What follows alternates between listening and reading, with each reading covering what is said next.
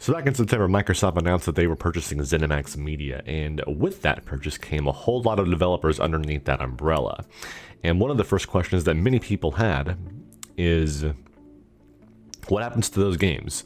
Are those games going to be on PlayStation consoles anymore? Are they going to be on Nintendo consoles anymore? Or are they going to be exclusive to the Microsoft ecosystem? That was the big question. And Microsoft kind of skirted around it. They said that they would be kind of taken on a case-by-case basis, but they never really gave concrete answers to the direct question. Well, my name is Dalton Evans, and in today's video, we're going to be talking about why that is. Why haven't they given us concrete answers as of this point? From the moment that Microsoft announced their intentions to purchase ZeniMax Media, people have been wondering what that meant for Bethesda's games. Back in September, in an article published by Polygon, Phil Spencer responded to the question of exclusivity. He said, "We'll take other consoles on a case-by-case basis." Some people questioned the wording Spencer chose here and asked why he wouldn't say outright that Bethesda's games would be only available on Xbox, PC, and xCloud if that was the case. Why wouldn't he give a definitive answer? Well, we'll talk about that here in just a second.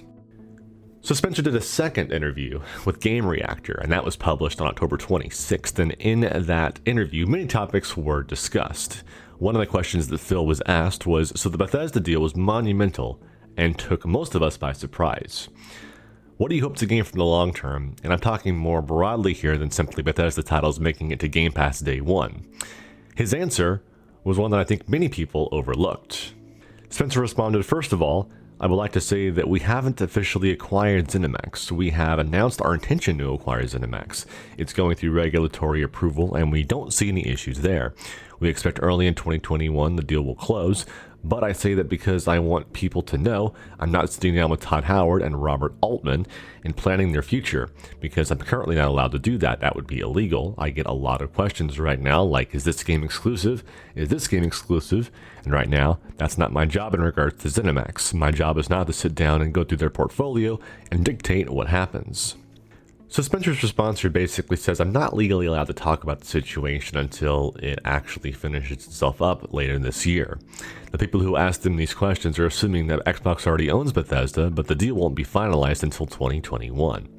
I wouldn't be surprised, though, if at some point in the near future, around spring of 2021, if Microsoft holds an event where they officially debut, make an announcement that from that point onwards, Bethesda games will be exclusive to the Microsoft ecosystem, with certain games being an exception, like, say, Elder Scrolls Online and Fallout 76, which already have communities on other platforms like PlayStation that will continue to get support as long as the developers want to give the game support. So with that being said, what's your take on the Bethesda deal? Does it make you want to pick up a Series S or X? Or are you a PC gamer that plans to take advantage of Microsoft's new policy of making all of their first-party games day one on Game Pass on PC as well as consoles, so you can just play them there? Drop a like on the video if you've enjoyed any of the Bethesda games from the past. I know that everyone is going to have their favorites. My favorites probably would be Dishonored. I love the Dishonored games. They are some of the best level design that I've ever seen in video games, especially the second one. So many great missions in those games. Subscribe for more discussion on the games that you love. I'm Dalton Evans, and I'll talk to you next time.